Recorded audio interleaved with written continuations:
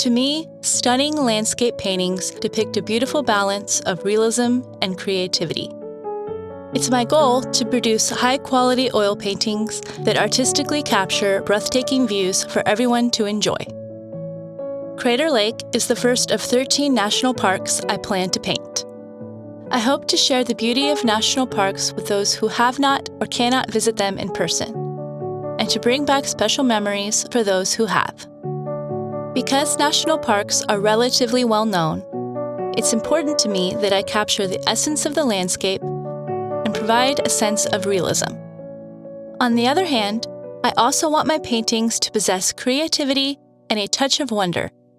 So, how do I accomplish that? Creating realism is the more straightforward task. I paint what I see. I study pictures carefully to decide what aspects of the landscape are important to include in my painting. The features of Crater Lake that stood out to me most included the unique bowl shape of the lake, the intense blue color of the water, and the distinctive island in the middle of the lake. The other task, providing creativeness and a sense of awe to a painting, proved challenging for me to learn. However, once understood, became very rewarding and fun. I create a sense of awe in my paintings by incorporating different painterly aspects, which I define as the creative choices each individual artist makes while painting.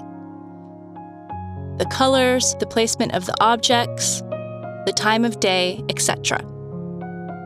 I believe in the importance of these choices because they cause a painting to stand out from a photograph or another artist's work.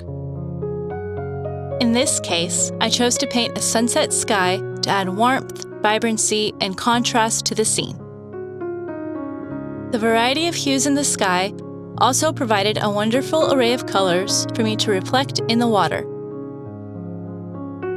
From research, I learned that Crater Lake is the deepest lake in the United States. It's well known for its intense blue color and extremely clear water. Part of the reason it remains so clear is because no rivers or streams flow into it. The only way water enters the lake is from rain and melting snow. So, how did this information change or enhance my painting? As a creative choice, I painted the purples and pinks of the sky reflecting in the water. To add realism, I included areas of deep blue to represent Crater Lake's famous blue water. My research also influenced the overall design or composition of my painting. I discovered that the most visited areas of Crater Lake are the outlooks where the lake can be seen from a high vantage point. I designed my painting to imitate a view from one of those outlooks. The higher vantage point provided a unique view of the bowl shape of the lake, which I imitated by painting these distant mountains with a curve along the shoreline. I began to create the illusion of distance with these mountains by painting less detail and using more muted colors here than in the rest of the painting. Choosing this higher vantage point also allowed me to paint a nice view of the cone-shaped island found on Crater Lake. This island is called Wizard Island. In my opinion, it looks like a huge turtle swimming on the surface of the water. In fact, it reminds me of the enormous lion turtle in the show Avatar: The Last Airbender. By painting these trees on Wizard Island, I continue to create the illusion of distance and realism by adding more detail. In real life, our eyes process more detail as objects become closer to us. I imitate this in my paintings. Since the island is closer to the viewer than the distant mountains, I began to paint the basic shapes of trees. On the distant mountains, I merely suggested trees by painting vertical clumps of color. In other words, the closer objects in a painting are to the viewer, the more detail I paint. For that reason, These foreground rocks and bushes required the most detail. In general, before I even began to think about painting the finer details of an object, I focus on painting the large shadow and light forms of each object, adjusting the colors until they look natural. The most important thing I've learned about color is that it's relative. Colors appear different depending on the other colors around them. For each of these rocks and bushes, I painted the areas in sunlight with lighter, warmer colors relative to the cooler, darker colors in the shadow sections. Now, let's talk more about creating distance. Just as the trees on Wizard Island created distance, these larger trees enhanced the illusion because I depicted them larger, more detailed, and more green. Painting the basic shapes of these trees using their darkest green color accomplished two things at once. It established the shape and placement of each tree, and it determined the darkest value of the trees. Essentially, the dark green color created my baseline for what shades of green to use as highlights. In other words, it provided me with a color to compare my highlight colors to. Painting highlights is beneficial in many ways. It helps form the shapes of objects, adds depth and detail, increases contrast, and establishes where the light is coming from. I also use highlights as a tool to add little pops of color to areas of the painting that I want to draw attention to. A few carefully placed highlights in the sky caused it to appear brighter and added more of that feeling of awe to the painting. Darkening a few of the clouds increased the relative contrast between the light and dark colors, which also helped the lighter areas of the sky appear brighter.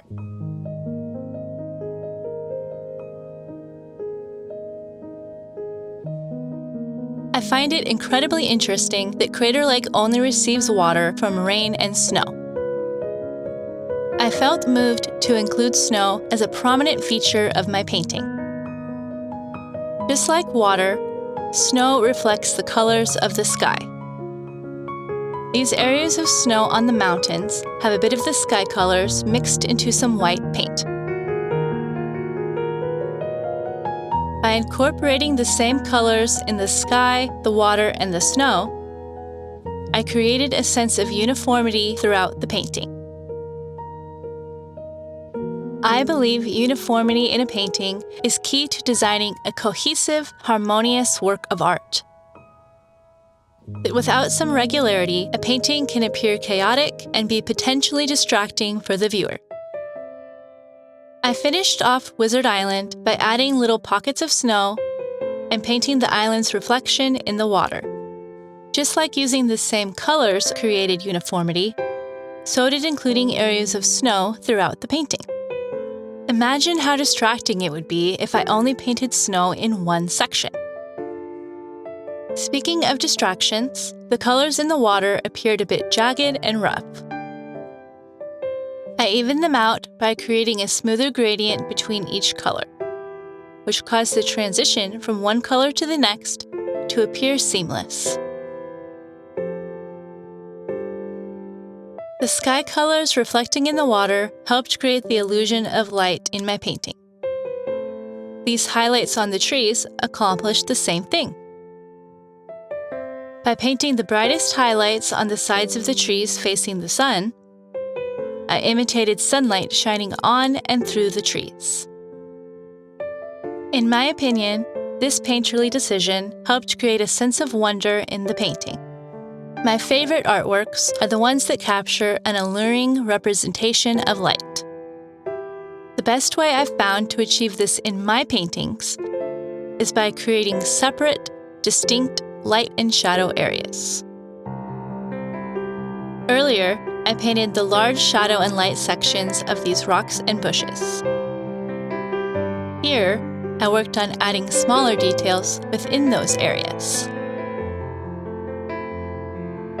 When I'm working on detailing a shadow or a light section, I don't stray far from the colors I already established. In other words, I keep the colors within a small value range so they continue to read as either shadow or light.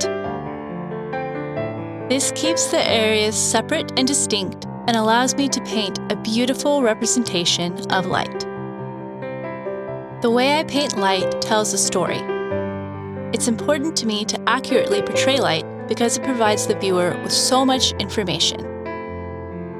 It can show where the sun is, convey the time of day, add realism, and hopefully stir up emotions for the viewer like some of my favorite artists do for me. When I'm outside walking or running errands, I continually find myself studying light and how it interacts with the world. I believe that a deep understanding of light is essential to achieving realism. While the ability to portray light with brushes and paint allows you to use that knowledge in creative ways. Thank you all so much for joining me on this journey.